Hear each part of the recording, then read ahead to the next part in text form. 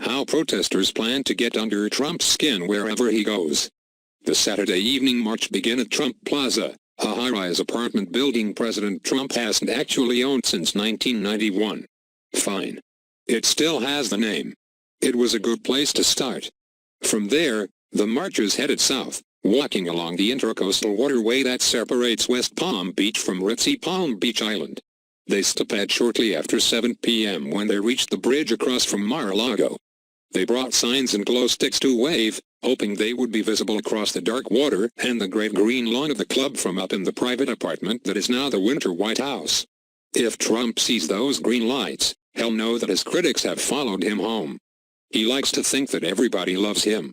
We're showing him that we don't, said Lisa Wright, 53, an IT consultant from Broward County who was marching along the waterway Saturday night.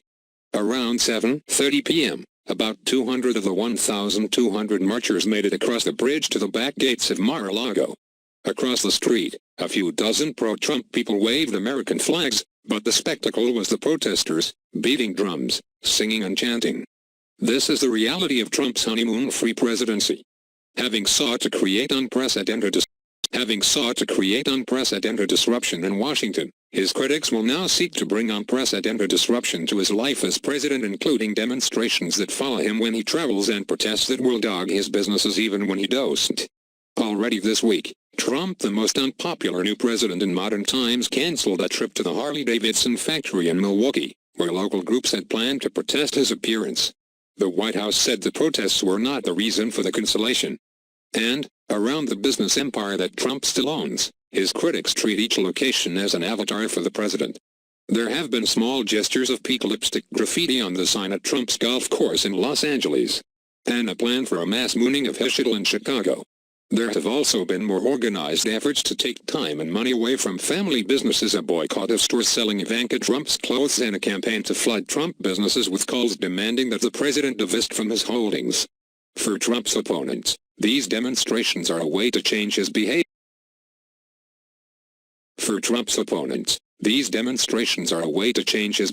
By denting the president's own self-image as a popular man with a successful business. The risk, for them, is that protests meant to shame Trump will consume energy that could be used to beat him by winning elections and swaying votes in Congress. A protest gets under his skin, said Michael Skolnick, a filmmaker and prominent liberal organizer in New York who supports this sort of demonstration.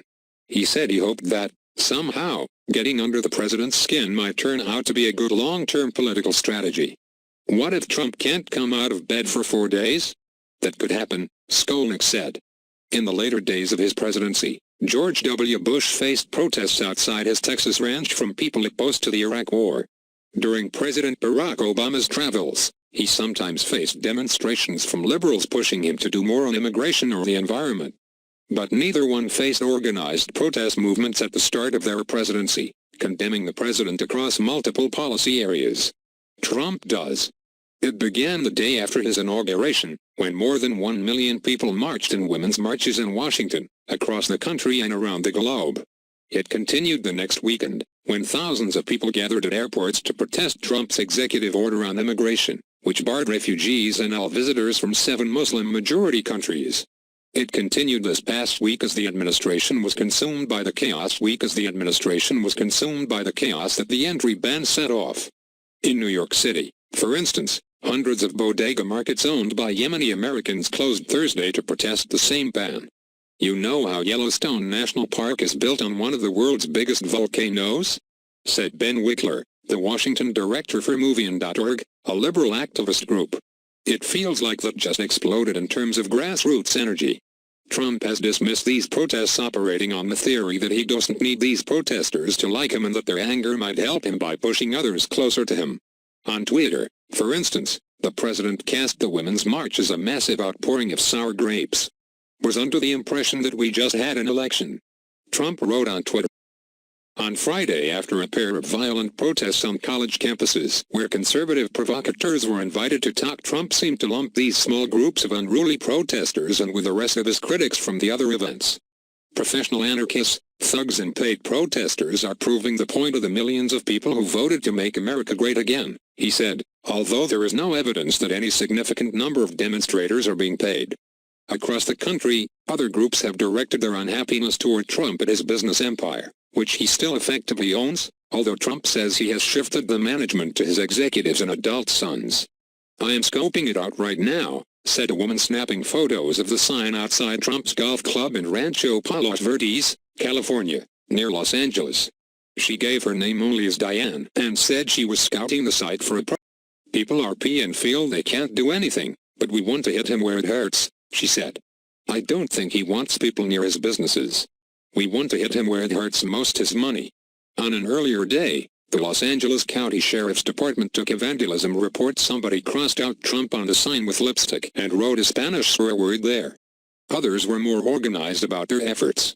One group, Grab Your Wallet, was started in October after the Washington Post obtained a 2005 video of a taping of Access Hollywood in which Trump bragged about groping women. Shannon Coulter, who helps lead the group, said she had a visceral reaction after that when she encountered Ivanka Trump-branded items while shopping. Ivanka Trump had continued to campaign for her father after the tape's release. "I kind of had Trump's words ringing in me ears," she said. She helped launch a boycott campaign, which has grown to include more than 60 companies including the Trump Organization's own hotels and golf courses, business that carry Ivanka Trump merchandise, and businesses whose leaders supported Trump during the election. Coulter said her Facebook group has thousands of people connected to it, since to the Trumps. Nordstrom said it would stop selling Ivanka Trump merchandise, Neiman Marcus stopped selling her jewelry on its website, and the chief executive of Uber, the ride-hailing company, pulled out of Trump's Business Advisory Council. Another campaign offers Trump's critics a more direct but possibly less productive way to respond to Trump. It lets them call one of his companies at random and complain to whomever answers the phone. Until he divests, these businesses are embassies of the White House, said Scott Goodstein, the co-founder of Creative Majority PAC. He also runs Revolution Messaging, the Washington firm that set up the system. Connects callers to one of 30 Trump business phone numbers. It could be a hotel front desk. It could be a restaurant. Goodstein said they encourage callers to have fun with it. For instance, if a restaurant employee offers to help make a reservation, one might say, "I have a reservation that Donald Trump is not taking this job seriously."